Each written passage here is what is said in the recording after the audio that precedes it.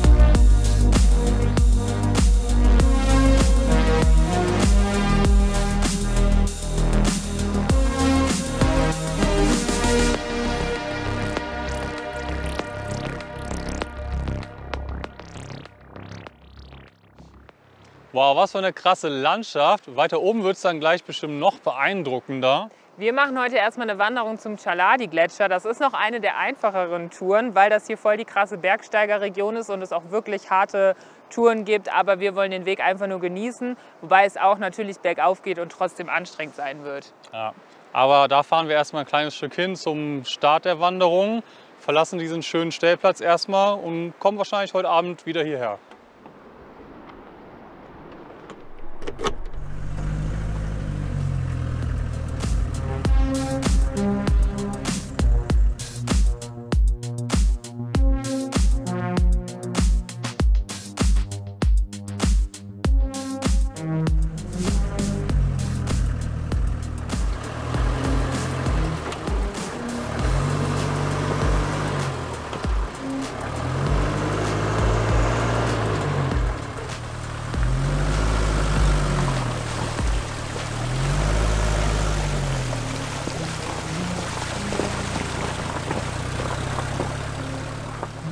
Okay, das war eine Fahrt, mega holperig, durch Flüsse, über Steine.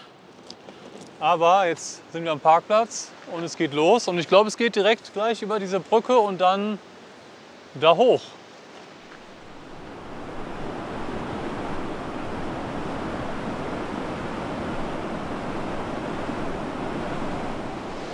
Oh je, das ist hier eine Brücke, wow.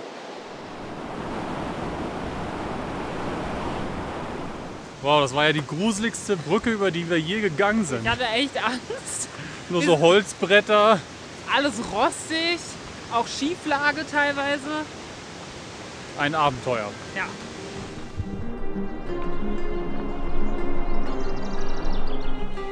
Das ist hier echt wie in Schweden. Nadelwald, Steine mit Moos. Echt verrückt.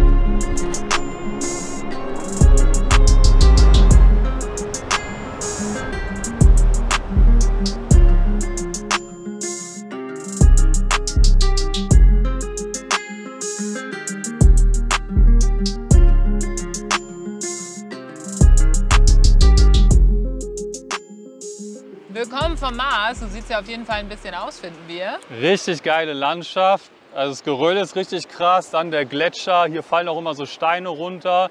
Der Gletscher geht da hinten auch noch weiter. Voll die krassen hohen Berge.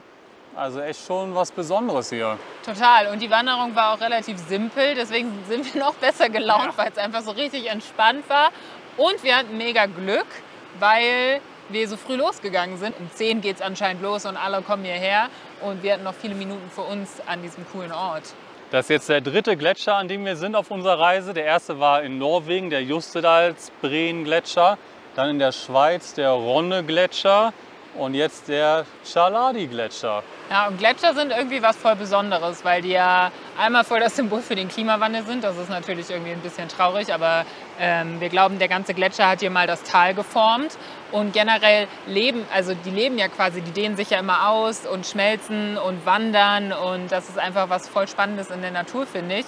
Und ist halt so krass, dass die ganzen Fjorde und das hier und alles so geformt haben. Und eigentlich ist es ja eine ganz besondere Art von Eis. Und das ist irgendwie, ich finde es immer sehr faszinierend, so Naturwunder live zu sehen. Ja. Und man sieht echt, also man merkt so, wie sich das Ganze irgendwie bewegt und verändert, weil das Wasser tropft da und hier an dieser Kante fallen Steine die ganze Zeit runter. Ist auch ein bisschen gefährlich hier. Ja, ich wurde fast erschlagen schon. Ja, uiuiui. Man muss hier schon ein bisschen aufpassen, deswegen gehen wir jetzt nicht auch noch weiter oder da so nah dran, weil Safety first. Aber wir genießen es sehr und es war auf jeden Fall, also wir können es sehr empfehlen, hier mal hinzukommen. Ja. Ist eine einfache Wanderung, bei tollem Wetter macht es natürlich noch mehr Spaß, also Sommer in Georgien ist sowieso geil und man sieht halt was voll Besonderes. Die Landschaft ist echt krass, in so einer Landschaft waren wir noch nie. Ne? Genau.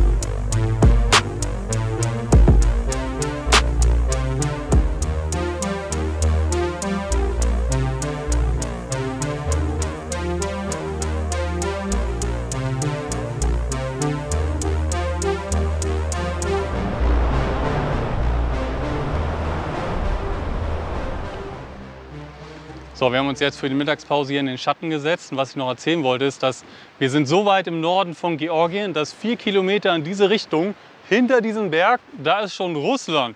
Es gibt jetzt selbstgemachte Brötchen wieder und so einen Aufstrich, den wir noch aus der Türkei haben. Und generell gibt es hier, und gab es auch in der Türkei nur ein paar, aber hier einfach überhaupt nicht, jedenfalls da, wo wir jetzt waren, irgendwelche veganen Produkte, also kein Tofu, keine Pflanzenmilch und so. Aber das ist irgendwie auch voll okay. So freut man sich halt darauf dann in Deutschland umso mehr. Und dafür ist das Gemüse hier voll günstig. Und das, finde ich, gehört auch irgendwie voll zum Reisen. So ein bisschen mal woanders hinzufahren und zu merken, welche Sachen gibt es denn hier und welche gibt es eigentlich in Deutschland. Und wie man halt dann damit umgeht. Und dass man halt vielleicht auch ein bisschen verzichtet oder adaptiert und halt mal neue Rezepte ausprobiert.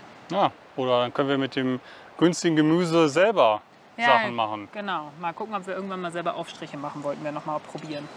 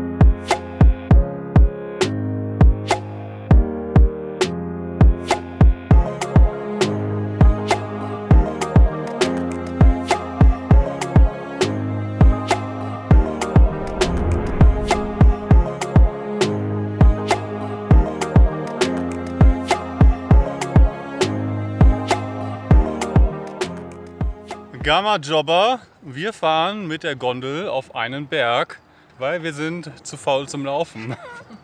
Und Laura hat einen Hexenschuss. Ja, ich habe so ein bisschen Rücken. Vom Erdbeeren sammeln.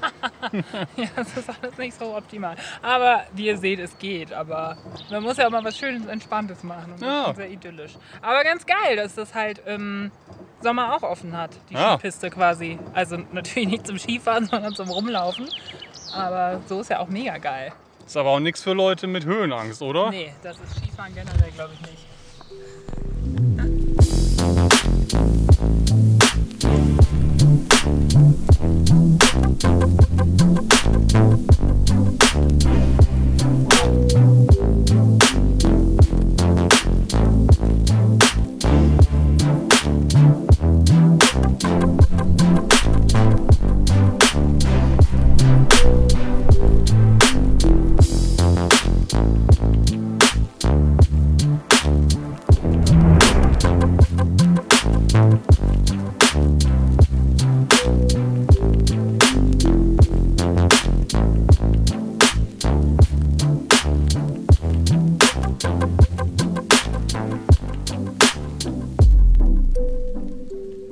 Jetzt sind wir von der Seilbahn noch ein bisschen hier rumgelaufen, um diese phänomenale Landschaft zu genießen. Und ich finde es einfach so wunderschön. Und ich glaube, ich war noch nie so weit oben in den Bergen. Und es lohnt sich auf jeden Fall. Und wir haben wieder Top-Wetter und das ist einfach atemberaubend. Diese ganze Bergkette ist die Grenze zwischen Georgien und Russland. Das heißt, von hier aus sieht es so aus, als wäre Russland wirklich gar nicht mehr weit weg und ist es auch faktisch gar nicht. Und da hinten ist das Tal mit dem Fluss, wo wir geparkt haben.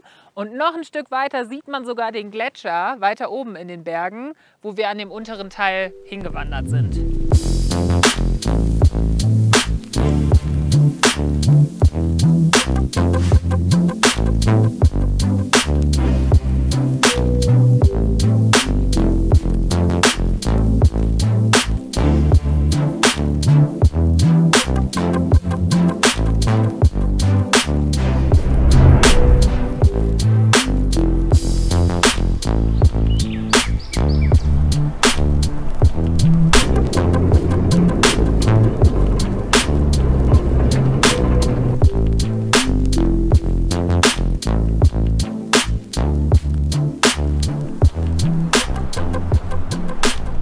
Jetzt laufen wir gerade an so historischen Gebäuden vorbei, wo es diese alten Wehrtürme überall gibt.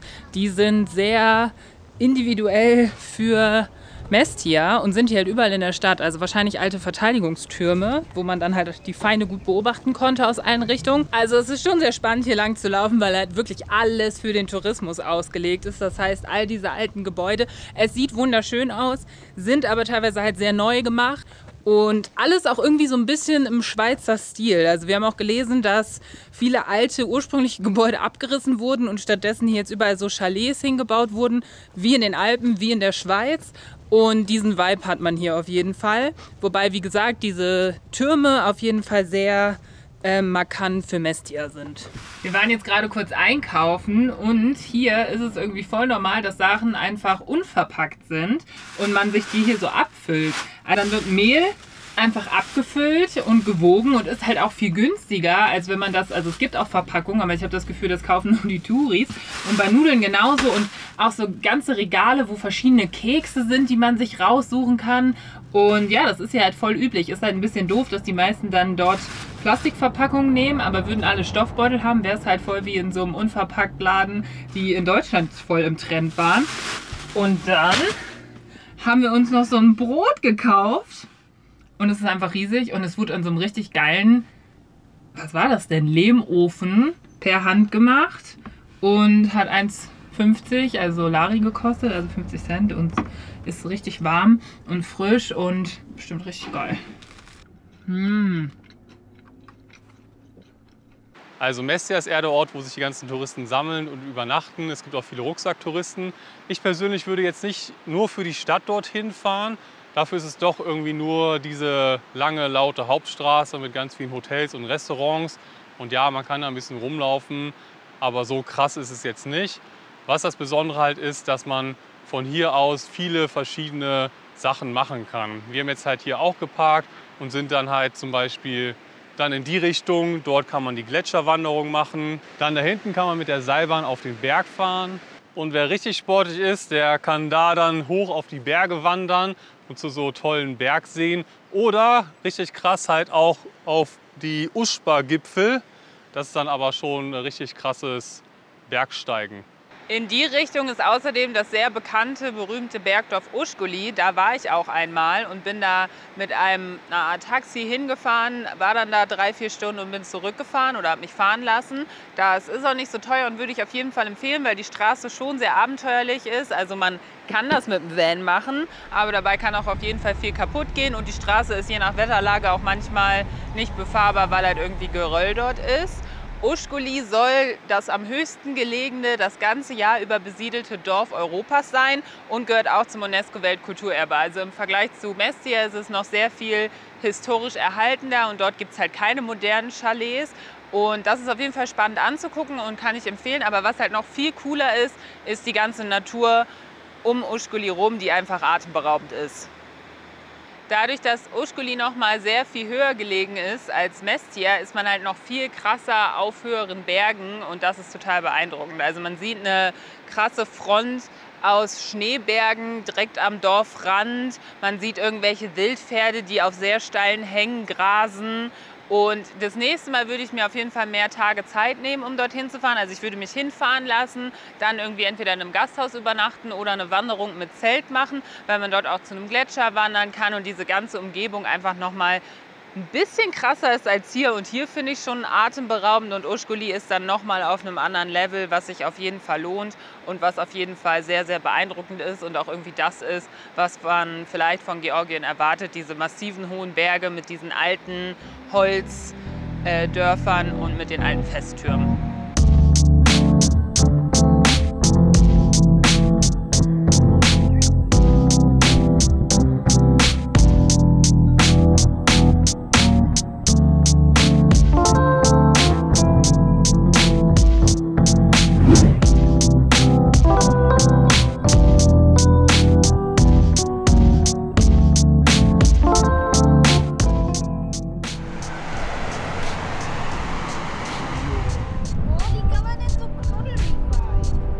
Guten Abend.